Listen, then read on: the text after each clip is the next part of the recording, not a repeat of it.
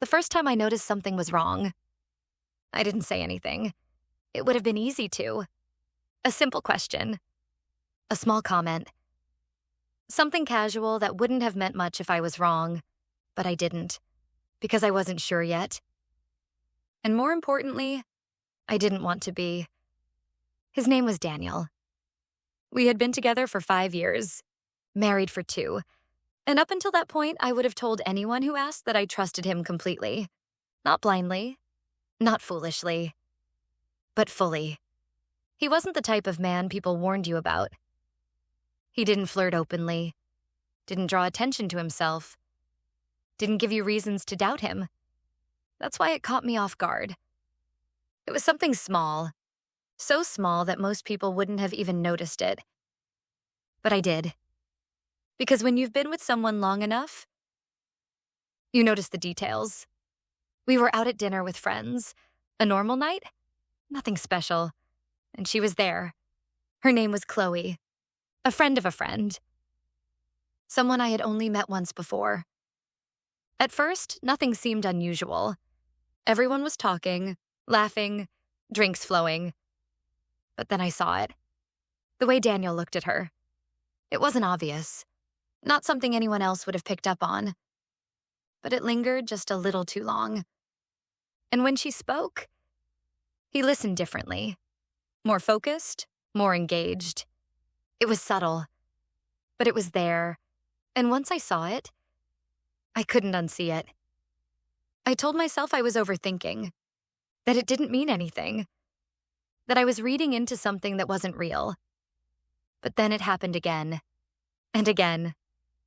Small moments, tiny shifts, enough to plant a seed. And once that seed was there, it started to grow. A week later, her name came up again.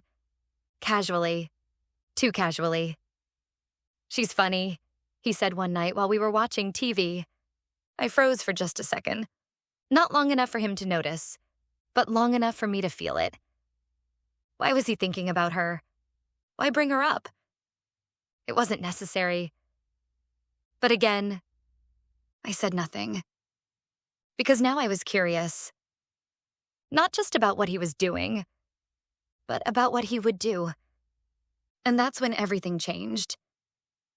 Because instead of confronting him, I made a decision. I was going to watch. I wasn't going to stop it. I wasn't going to interfere. I was going to let it happen and see how far he would go. At first, nothing happened. Or at least, nothing obvious. Days went by. Then weeks. Everything seemed normal.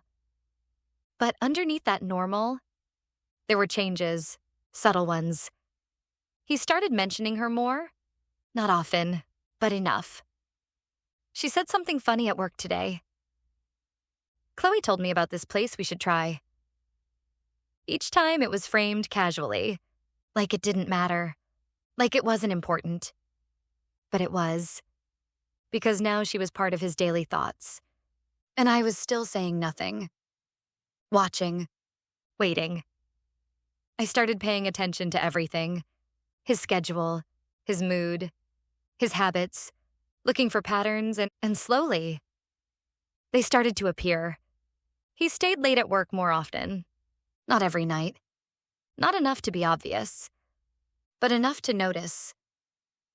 He became more careful with his time, more aware of where he was, what he said. And that's when I knew. Something was happening. But I still didn't confront him. Because I wasn't ready to end it yet. I needed to know, was this just attention or something more? And then one night, I got my answer. He told me he had a work dinner. It sounded normal, routine. But something about the way he said it felt rehearsed, like he had already planned it. "I'll be home late," he added. I nodded, smiled, acted like everything was fine. And then I followed him. Not immediately. I waited, gave him time to leave. Then I grabbed my keys and went after him. My hands were shaking the entire drive. Part of me didn't want to see it, didn't want confirmation, but the other part needed it. I found the place easily. Not a work dinner, not even close. It was a small restaurant, quiet, dimly lit, and he was already there, sitting across from her. Chloe.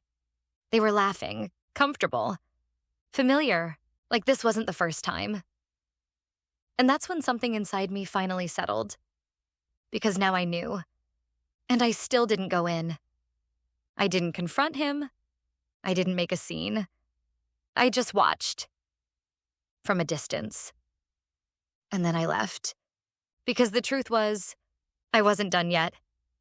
I needed to see how far he would go. And I had a feeling he wasn't finished either. So I went home. And I waited. When he came back later that night, everything about him felt different. Relaxed. Content. Like he had just come from somewhere he wanted to be. "How was dinner?" I asked casually. He smiled. "Good," he said. And just like that, he lied. And I let him. Because now, this wasn't about catching him. It was about understanding him. And what he was willing to risk.